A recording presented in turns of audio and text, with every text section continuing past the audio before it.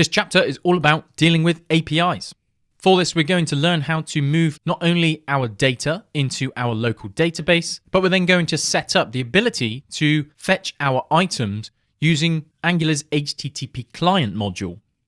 Now, the HTTP client is essentially a wrapper around XML HTTP request, which allows us to use typical HTTP verbs such as get, put, post, and delete, which are all things that we then encounter when building out our web applications.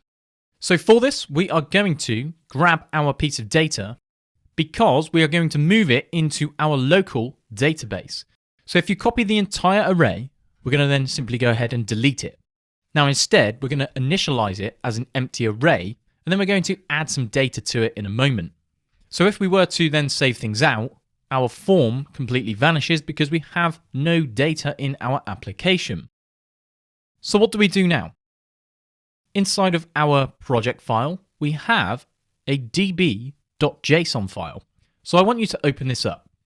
We can then go into our object, and I want you to add a donuts property. This is where we're going to be adding our data structure. Now, before we can do this, if you open up your DevTools console, where we can say json.stringify, and we're going to then pass in that array of data. So we can then hit enter, and we see something like this. We can then copy all of the values. We don't need these out to quotes, but when we go back, we can then paste in what is now valid JSON. When we hit save, this should then reformat things. So we've now taken our JavaScript object and converted it to a valid JSON format using JSON stringify. So why have we done this? Why do we have this db.json? Now this allows us to have a local database, which is essentially going to completely mimic the ability to have a real backend anywhere on a cloud server. So what it means is we can develop our applications locally, and then as soon as we deploy our application, it will then work without any changes to our services and HTTP logic. Now to get this actually running, because we do not have a db.json, if you jump into your package.json, I'm going to explain what I've set up. So you can see that we have this scripts, and we also have db. Now VS Code allows me to click run script, but if you wanted to, you could run npm run and then db. So if we hit run script, you can see that we have this task which has automatically been executed for me. So you can run manually npm run and then db for database. This then spawns up our JSON server, and I've asked it to watch our database file and also provide us with a delay.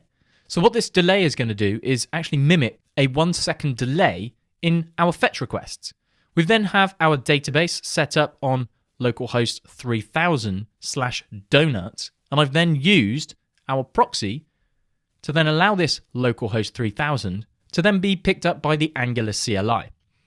I've also added an API prefix, so any requests that we're going to make are going to go to /API/donuts. And this is important because if we go to something like /donuts in an HTTP request, it might be that we have an actual root such as /donuts. So this keeps everything nice and separate, and it's not going to confuse the browser. So with this in mind, we're pretty much ready. You can command and click on localhost 3000, and you should see something like this with our resources. We can then click, and we have localhost 3000/donuts, but this also means we could go to localhost 4200/API/donuts, and this then returns us the exact same response.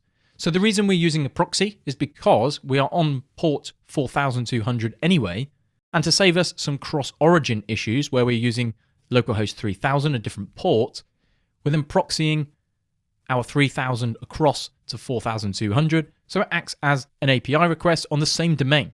This is then going to allow us to work seamlessly with Angular's HTTP module.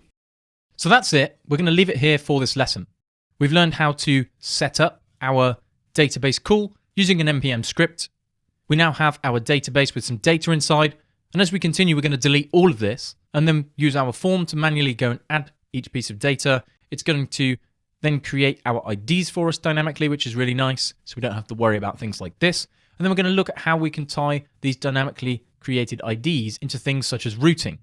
So with this in mind, let's jump into the next lesson and start making some HTTP client requests.